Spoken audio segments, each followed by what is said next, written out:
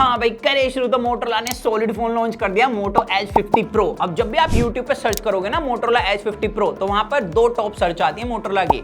एक तो कंपैरिजन चाहिए लोगों को S23 FE से और दूसरा 12R से। तो भाई S23 FE तो हमारे पास नहीं है और पुराना फोन भी हो गया, तो 12R है, तो हम दोनों को आज कंपेयर करने वाले हैं। वैसे भाई जिस प्राइस ब्रैकेट में मोटोरोला का ये फोन आया ना, उसमें OnePlus Nord 4 है। अब Nord 4 इंडिया के अंदर आया नहीं, इस वजह से हम कंपैरिजन नहीं कर रहे, बट अभी जो आप लोगों ने डिमांड करी है सर्च में, हम उसको ही कंपेयर कर देते हैं। तो यहाँ पर 10,000 रुपए का दोनों में प्राइस डिफरेंस है, क्योंकि इंट्रोडक्टरी प्राइस के बाद 28 का पड़ता है और ये अराउंड 39 का। तो यहाँ पर भाई हमने दोनों को अच्छे से कंपेयर करा और जो रिजल्ट्स मिले वो देख के आप भी शौक होने वाले। तो वीडियो पूरी देखना शुरू से लेकर एंड तक, और चैनल सब्सक्राइब कर देना अगर आपको वीडियो इन्फॉर्मेटिव लगे, क्योंकि हम 1 मिलियन की फैमिली कंप्लीट करने वाले हैं। तो यहाँ पर सबसे पहले बात करेंगे लुक और इन हैंड फील की, जो कि मेरे लिए फर्स्ट इंप्रेशन है, जहां पर ज्यादातर लोग फिसल जाते हैं। तो यहाँ पर भाई जो डिजाइन है दोनों ही फोनों का काफी शानदार है, बट जो OnePlus 12R है ना, ये अपनी प्रीवियस जनरेशन जैसा लगता है, लेकिन जो मोटोरोला है इसने थोड़ा सा अलग डिजाइन करा है लास्ट जनरेशन से। तो यहाँ पर मेरे को मोटोरोला थोड़ा सुंदर लगा है OnePlus के कंपैरिजन में। बाकी ये सब्जेक्टिव चॉइस है, आप कमेंट में बता सकते हो आपको कौन से फोन का लुक ज्यादा अच्छा लगा है। इसके अलावा भाई बिल्ड पर चलें तो OnePlus में बैक में कॉर्निंग गोरिल्ला ग्लास 5 यूज करा है। अब ये शाइनी बैक है, ग्लास है, जिस पर फिंगरप्रिंट काफी लग रहे हैं, तो फिंगरप्रिंट से बचना है तो आप ब्लैक कलर बाय कर सकते हो जो मैट फिनिश में आता है। बट वहां पर और यहां पर सेम दिक्कत ये है कि भाई फोन काफी ज्यादा स्लिपरी है, जिसकी वजह से अगर आपके हाथ हल्के फुल्के ऑयली हैं, आपने इसे बैक से सोफे पर रख दिया तो फिसलने के चांसेस काफी हो जाते हैं। वहीं पर जो मोटोरोला है इसने स्लीकन बैक दी है इस लेवेंडर कलर में, और ये काफी अच्छी ग्रिप बनाती है OnePlus के कंपैरिजन में। आप विदाउट कवर भी चला सकते हो इस फोन को। और भाई सबसे अच्छी बात यह है कि इसकी जो थिकनेस है वो भी कम है OnePlus के कंपैरिजन में। एंड यहाँ पर आपको एक एक्सपीरियंस बता देता हूँ इस लेवेंडर कलर के साथ, जब भी आप इसको अनबॉक्स करोगे ना लेवेंडर कलर को, आपको एक खुशबू आएगी लेवेंडर की। तो भाई वो एक्सपीरियंस हर किसी को मिलने वाला है। वैसे इसके 3 कलर हैं, अगर आपको ये सिलिकॉन बैक नहीं चाहिए तो ग्लास बैक वाला ही बाय कर सकते हो, जिसमें है मूनलाइट व्हाइट कलर और एक है ब्लैक ब्यूटी कलर। तो जरूरी नहीं है ये वाला कलर बाय करो, आप उनमें से भी कोई भी कलर बाय कर सकते हो। वैसे दोनों का साइड का फ्रेम मेटल का है और मोटोरोला के टॉप पर लिखा है डोल्बी एटमॉस, बट जो OnePlus है ना इसके पास टॉप पर है IR ब्लास्टर, और इसके पास एक और शक्ति है, वो है साइड में अलर्ट स्लाइडर मिलता है, जिसको यूज करना काफी ज्यादा आसान है। लेकिन अगर आप अपने फोन को अपने कंप्यूटर से कनेक्ट करके रखते हो, ज्यादा डेटा ट्रांसफर करते हो, या अपने टीवी से कनेक्ट करके यूज करना पसंद करते हो ना, तो यहाँ पर मोटोरोला के पास एडवांटेज ये है कि इसके पास USB 3.1 मिलता है, जिसकी वजह से आपको एक तो डेटा ट्रांसफर स्पीड ज्यादा मिलती है, दूसरा जो जिटर वगैरह मिल जाता है ना कभी कनेक्ट करने में, वो भी नहीं मिलता। और OnePlus के पास इसके लिए USB 2.0 मिलता है सिर्फ। बाकी OnePlus के पास एक और शक्ति की कमी है, वो है भाई IP रेटिंग। इसके पास IP64 रेटिंग मिलती है, तो मोटोरोला के फोन को आप पानी में भी डाल सकते हैं, क्योंकि ये है IP68 रेटेड। बट यहाँ पर मैं ये कहूंगा पानी में जबरदस्ती मत डालना, क्योंकि कोई भी कंपनी इस चीज की गारंटी नहीं देती। बाकी दोनों के फ्रंट में खूबसूरत सा कर्व पैनल मिलता है, और यहाँ पर जो बेजल चिन्ह है दोनों की काफी कम है। अब मोटोरोला की ऑन पेपर डिस्प्ले 6.7 इंच की है, तो OnePlus की 6.78 इंच की। सुनने में लग रहा है भाई कितनी बड़ी होगी, बट यहाँ पर जब आप एक्चुअली देखोगे ना तो OnePlus की डिस्प्ले थोड़ी सी बड़ी फील होती है। इसके अलावा भाई यहाँ पर दोनों ही डिस्प्ले 1 बिलियन कलर शो कर सकती हैं, लेकिन मोटोरोला की डिस्प्ले 144 हर्ट्ज रिफ्रेश रेट के साथ आती है, तो OnePlus की डिस्प्ले 120 हर्ट्ज रिफ्रेश रेट के साथ, जिसकी वजह से जब आप इसके रिफ्रेश रेट को हाई पर लगा के यूज करोगे तो मोटोरोला नो डाउट ज्यादा स्मूथ फील होता है। लेकिन यहाँ पर अब एक शक्ति OnePlus के पास भी आ जाती है कि इसकी डिस्प्ले LTPO4 पैनल है, जिसकी वजह से जब आप इसे हाई पर चलाओगे तो इसमें मैक्सिमम टाइम 120 हर्ट्ज रहेगा, लेकिन जब आप नहीं चला रहे हो, कोई इमेज देख रहे हो, उस टाइम पे 1 हर्ट्ज में स्विच हो जाएगा और बैटरी कंजप्शन बच जाती है इसकी वजह से। और वहीं पर मोटोरोला के पास आपको 4 ऑप्शन मिलते हैं, ऑटो, 60, 120 और 144 हर्ट्ज। ऑटो में चलाओगे तो ज्यादातर एप्लीकेशन 120 हर्ट्ज में चलेंगे, और जब नहीं चलाओगे तो 60 हर्ट्ज पे ऑटोमेटिकली स्विच हो जाएगा। इसके अलावा भाई यहाँ पर दोनों ही डिस्प्ले HDR10+ सर्टिफाइड हैं, लेकिन जो OnePlus है इसके पास अगेन जो एक्स्ट्रा पे कर रहे हो उसका मसाला ये मिलता है कि डोल्बी एटमॉस में भी आप कंटेंट स्ट्रीम कर सकते हो, लेकिन उसके लिए कंटेंट डोल्बी एटमॉस में होना भी चाहिए। बाकी यहाँ पर पीक ब्राइटनेस की बात कर लेते हैं, जिसमें काफी बड़ी एक कंफ्यूजन रहती है कि OnePlus 12R के पास 4500 निट्स की पीक ब्राइटनेस है, मोटोरोला के पास 2000 निट्स की पीक ब्राइटनेस है। तो ये चीज मैंने पहले ही बताई है, ये है सिर्फ HDR कंटेंट स्ट्रीम करते हुए एक पर्टिकुलर पॉइंट की। मानो कोई मैं HDR कंटेंट स्ट्रीम कर रहा हूं, अब वहां से सूरज आ जाए या कोई ब्राइट पार्ट आ जाए, तो उस पॉइंट पर कुछ सेकंड के लिए वो 4500 निट्स जाएगी, उसे काउंट करके कंपनी बता देते हैं कि हमारी डिस्प्ले इतने निट्स की पीक ब्राइटनेस वाली है।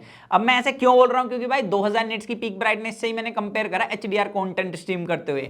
एक तो OnePlus के पता नहीं आता सॉफ्टवेयर के साथ दिक्कत है या मेरी यूनिट के साथ, मैंने आपको पहले ही बोला HDR कंटेंट स्ट्रीम करते हुए इसकी जो ब्राइटनेस है फुल होती नहीं है, मैनुअली आपको ये भाई फुल करनी पड़ेगी। तो एक तो ये दिक्कत है जो कि HDR के टाइम पर नहीं होना चाहिए, क्योंकि जनरली फोन्स ऑटोमेटिकली खुद ही बूस्ट कर लेते हैं लाइट को आसपास की लाइटिंग कंडीशन के हिसाब से। और दूसरा, जब फुल ब्राइटनेस करके देखा भी तो यहाँ पर मेरे को ज्यादा फर्क नहीं लगा। तो HDR कंटेंट स्ट्रीम करते हुए दोनों की डिस्प्ले ऑलमोस्ट ब्राइट लगी है मेरे को, लेकिन जब आप कोई कंटेंट देख रहे हो HDR में तो किसी किसी पार्ट पे मोटोरोला ब्राइट लगता है तो किसी किसी पार्ट पे OnePlus ब्राइट लगता है। और इसके पीछे रीजन ये है, जब भी आप HDR कंटेंट स्ट्रीम कर रहे हो तो इसका प्लेबैक मेटा डेटा पर डिपेंड करता है, तो इसकी वजह से थोड़ा बहुत फर्क आ रहा है। बाकी मेरे को ज्यादातर कंडीशन में भाई दोनों डिस्प्ले ऑलमोस्ट इक्वल ब्राइट लगी हैं। इसके अलावा जब आप HDR में कंटेंट स्ट्रीम कर रहे हो एक डिफरेंस और आता है, भले ही दोनों की डिस्प्ले 1.5 के है, लेकिन यहाँ पर मोटोरोला थोड़ी सी ज्यादा अच्छी शार्पनेस शो करती है। बाकी जब आप नॉन HDR में कंटेंट स्ट्रीम करोगे तो मोटोरोला थोड़े बेटर कलर शो करता है। और मोटोरोला के पास एक शक्ति और है कि आप इसे कितना भी टिल्ट कर लो, इसमें कोई टिंट नहीं है, लेकिन OnePlus के पास टिंट है। अगर आप हल्का सा भी इसे टिल्ट करोगे ना तो इसके अंदर रेड टिंट आता है, जो कि थोड़ा सा अजीब लगता है इस प्राइस पॉइंट पे। इसके अलावा भाई जो आउटडोर विजिबिलिटी है, आप सुनने में लगेगा भाई OnePlus पे तो 4500 निट्स की पीक ब्राइटनेस है, ये ज्यादा ब्राइट होगा, लेकिन हमने दोनों को हार्श लाइट में रखा था फोन को, और यहाँ पर जब बूस्ट कर ली थी दोनों ने ब्राइटनेस, उसके बाद टेस्ट करा। यहाँ पर आपके सामने रिजल्ट्स हैं। मोटोरोला की डिस्प्ले थोड़ी नहीं बहुत ज्यादा ब्राइट है OnePlus के कंपैरिजन में, बट यहाँ पर मोटोरोला अभी HDR कंटेंट स्ट्रीम नहीं करा सकता नेटफ्लिक्स पे, जो कि अपडेट के बाद फिक्स किया जा सकता है। तो देखते हैं कब अपडेट मिलेगी इसकी। इसके अलावा दोनों के पास इन डिस्प्ले फिंगरप्रिंट सेंसर मिलता है। स्पीड दोनों की काफी अच्छी है, लेकिन मेरे को OnePlus की जो पोजीशन है ना ये अच्छी लगी, क्योंकि फोन के हिसाब से ये काफी कंफर्टेबल है। मोटोरोला के अंदर ये थोड़ा नीचे पड़ जाता है, तो आई होप कि मोटोरोला इस चीज को भी सुने और थोड़ा सा ऊपर दे नेक्स्ट टाइम से। बाकी देखो लॉन्च से जिस चीज पर विवाद चल रहा है, मैं काफी देख रहा हूं ट्विटर पे कि भाई मोटोरोला के अंदर UFS 2.2 की स्टोरेज है, DDR4X रैम है, इस प्राइस पॉइंट पे 3.1 होनी चाहिए थी, क्योंकि OnePlus के अंदर देखा जाए ना तो 10,000 रुपए देने के बाद आपको यही एक्स्ट्रा मिल रहा है कि आपको UFS 3.1 की स्टोरेज मिल रही है, DDR5 रैम दी गई है। इसके अलावा जब भाई इन सारी चीजों को साइड करके मैं प्रैक्टिकल यूजेज की बात करूं ना, तो देखो ऑलमोस्ट सेम टाइम पे ऐप ओपन क्लोज कर रहे हैं जितना मैंने देखा है।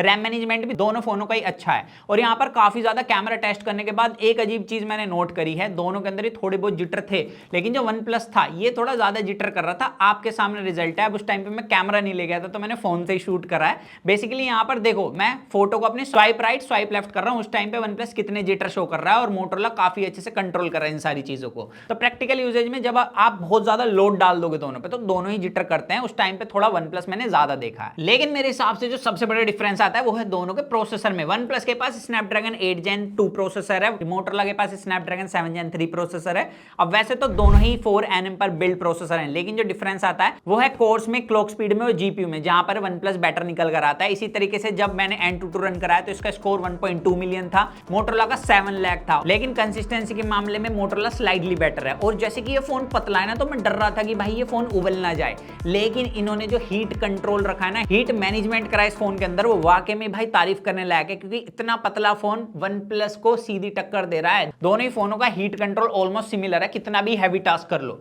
बाकी हैवी टास्क की बात कर रहे हैं तो भाई गेमिंग पर ही चलते हैं, जहां पर OnePlus के पास एडवांटेज ये मिलती है कि स्मूथ में आपको 90 FPS का ऑप्शन मिलता है, मोटोरोला के पास सिर्फ 60 FPS का ऑप्शन है। इसके ऊपर की जो सेटिंग्स हैं वो दोनों के पास ऑलमोस्ट फ्लैगशिप वाली मिलती हैं, दोनों में आप 60 FPS तक गेम प्ले कर सकते हो बाकी सेटिंग्स में। और यहाँ पर गेम प्ले का बता देता हूँ, अगर आप एक हार्डकोर गेमर हो तो यहाँ पर आपको OnePlus का फोन बेटर लग सकता है, लेकिन अगर आपको कैजुअल गेमिंग करनी है, बाकी अदर काम करना है जैसे कि मल्टीपल टास्किंग वगैरह, तो 10,000 रुपए बचाकर मोटोरोला भी काफी शानदार फोन है उन लोगों के लिए। बाकी दोनों फोन लेटेस्ट एंड्रॉइड 14 के साथ आते हैं, दोनों के पास 3 साल की मेजर अपडेट, 4 साल के सिक्योरिटी पैच मिलता है, और दोनों के UI फीचर डिफरेंट है, कस्टमाइजेशन के भी यहाँ पर दोनों के पास अलग अलग काफी सारे फीचर्स मिल जाते हैं। लेकिन मोटोरोला के पास जो 3 एडवांटेज आ जाती हैं, एक तो इसके पास थिंक सील सिक्योरिटी मिलती है, रेडी फॉर का ऑप्शन है, और स्मार्ट कनेक्ट डाल दिया इन्होंने, मतलब आप 6 स्क्रीन को इससे वायरलेसली कनेक्ट कर सकते हो, यहां तक कि आप अपने फोन की एप्स को शेयर कर सकते हो विदाउट लॉगिन पासवर्ड। अब ये अभी एक्सप्लेन करने में बहुत बड़ी वीडियो बन जाएगी, तो मैं सोच रहा हूं इसको अपने रिव्यू वीडियो के अंदर या एक अलग से वीडियो बना के लाऊं इस फोन की,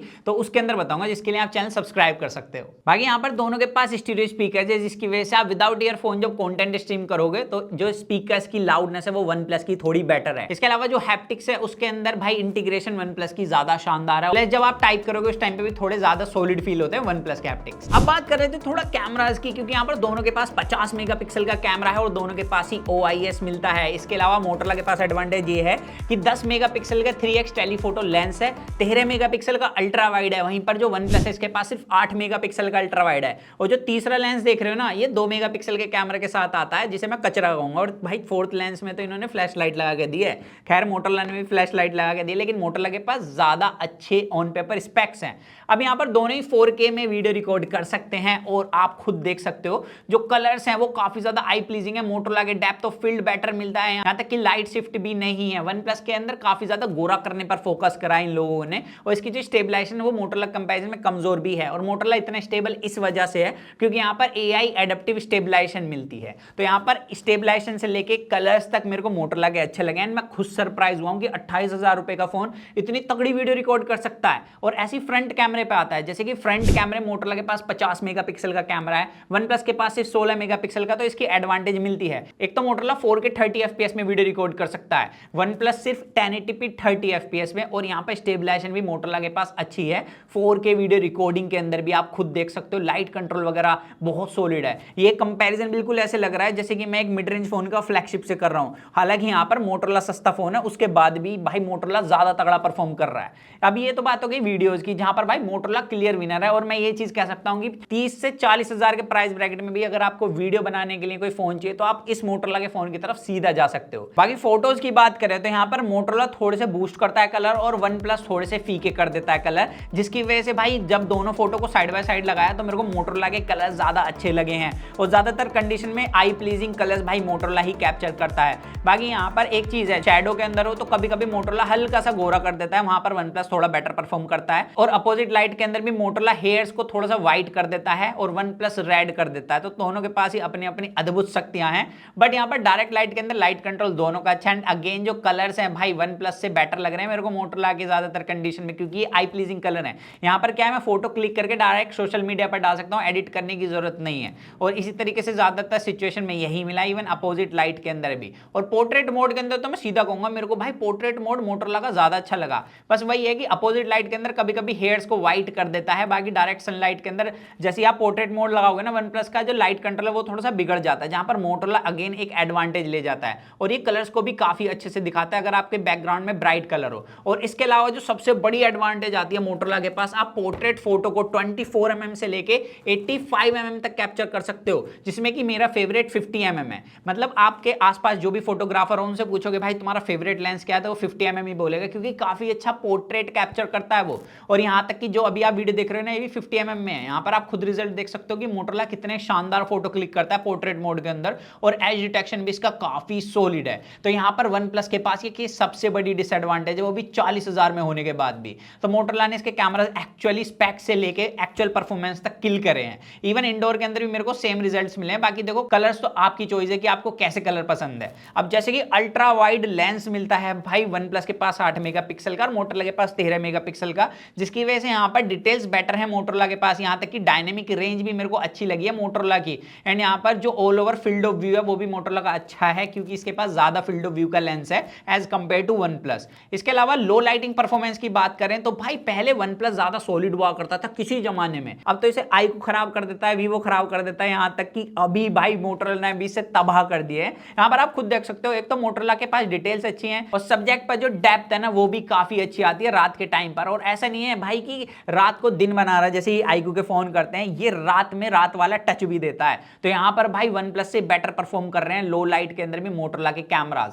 अब यहां पर सीधा चलें फ्रंट कैमरे में, जैसे 50 मेगापिक्सल की एडवांटेज है तो वो दिखती है। एक तो इसके पास डिटेल्स अच्छी हैं, लाइट कंट्रोल ज्यादा अच्छा है, कलर्स मेरे को अच्छे लगे हैं। बाकी देखो यहां पर आपकी चॉइस हो सकती है, अगर आपको गोरा होना पसंद है तो वन प्लस अच्छा लगेगा, आपको आई प्लीजिंग कलर पसंद है तो मोटोरोला अच्छा लगेगा। एंड मैं हमेशा से बोलता हूं मुझे ज्यादा गोरा होना पसंद नहीं है, तो यहां पर मेरे को मोटोरोला के कलर्स अच्छे लगे क्योंकि आई प्लीजिंग है, काफी ज्यादा सुंदर लगते हैं। और अपोजिट लाइट भी भाई मोटोरोला ज्यादा अच्छा परफॉर्म करता है, डायरेक्ट सनलाइट तो करता ही करता है। इसके अलावा पोर्ट्रेट मोड के अंदर एज डिटेक्शन दोनों ही फोनों का अच्छा है। कहीं कहीं पर मेरे को लगता है मोटोरोला को थोड़ी सी इंप्रूवमेंट करने की जरूरत है फ्रंट कैमरा पोर्ट्रेट के अंदर, अदरवाइज इंडोर आउटडोर कंडीशन के अंदर ज्यादातर टाइम में मोटोरोला के कैमरा ज्यादा अच्छा परफॉर्म करते हैं। तो यहां पर यह चीज कही जा सकती है कि सिर्फ 28,000 रुपए के फोन ने 40,000 के फोन को एक्चुअली किल कर दिया है। जबकि भाई वन प्लस के जो बड़े भैया हैं वो हेजलब्लाड के साथ आते हैं, लेकिन भाई इसको तबाह कर दिया इस फोन ने। बाकी आप बताना आपको किसके कैमरास की क्वालिटी अच्छी लगी, और अगर आपको चाहिए ड्राइव लिंक में अपलोड करूं तो वो भी बता सकते हो, मैं दोनों की फोटो शेयर कर दूंगा आप लोगों के साथ। बाकी अब बचती है बैटरी, जहां पर वन प्लस के पास एक मेजर एडवांटेज है क्योंकि रुपीज के पास 5500 mAh का बैटरा लगा के दिया है और मोटरोला के पास 4500 mAh की बैटरी है, जिसकी वजह से यहाँ पर बैटरी बैकअप वन प्लस का स्लाइटली बेटर है। लेकिन जो मोटरोला अगर आप इसका 12 GB वेरिएंट बाय करोगे तो 125 वोट की फास्ट चार्जिंग मिलती है, जिसकी वजह से ये फोन अराउंड 20 मिनट में कंप्लीट चार्ज हो जाता है। और वन प्लस के पास 100 वोट की चार्जिंग है, जिससे ये फोन 27 से 28 मिनट में कंप्लीट चार्ज होता है। लेकिन अगर आप मोटरोला का 8GB वेरिएंट बाय करोगे तो यहाँ पर 68 वोट की चार्जिंग मिलेगी, ये भी ध्यान रखना। लेकिन मोटरोला के पास एक एडवांटेज और है, इसके पास 10 वोट की रिवर्स वायरलेस चार्जिंग मिलती है और 50 वोट की वायरलेस चार्जिंग है, जो कि भाई शक्ति आपको वन प्लस के पास नहीं मिलती। तो वन प्लस के फोन जैसे कि काफी ज्यादा फेमस है अपने से ऊपर प्राइस सेगमेंट में आने वाले फोनों की परफॉर्मेंस तबाह करने के लिए, क्योंकि इन्हें फ्लैगशिप किलर ही तो बोला जाता है। तो मोटरोला ने एक्चुअली इसे किल कर दिया, वो भी कम दाम में। और ये फोन मेरे हिसाब से ज्यादा सेंस बनाता है उन लोगों के लिए जिनको कम प्राइस के अंदर एक तगड़ा फोन चाहिए, क्योंकि वन प्लस आई थिंक सिर्फ उनको टारगेट कर रहा है जो कि ज्यादा गेमिंग करते हैं। लेकिन जिनको कैजुअल गेमिंग करनी है, बेटर कैमरा चाहिए, बेटर इन हैंड फील चाहिए, यहां तक कि अच्छी डिस्प्ले चाहिए, वो इस फोन की तरफ सीधा जा सकते हैं। 28,000 रुपए में तबाही फोन है। तो बस यही थी मेरी ओपिनियन इस वीडियो के अंदर। बाकी आप बता सकते हो आपको अगर पैसा दिया जाए आप दोनों में से कौन सा फोन बाय करोगे। सो दैट्स इट गाइस, आज की वीडियो में सिर्फ इतना ही था। तो मिलते हैं जल्दी कूल और एक्साइटिंग वीडियो में। तो जब तक के लिए जो मन में आएगा इसको करें। To watch your heart feel, stay with that and box guys.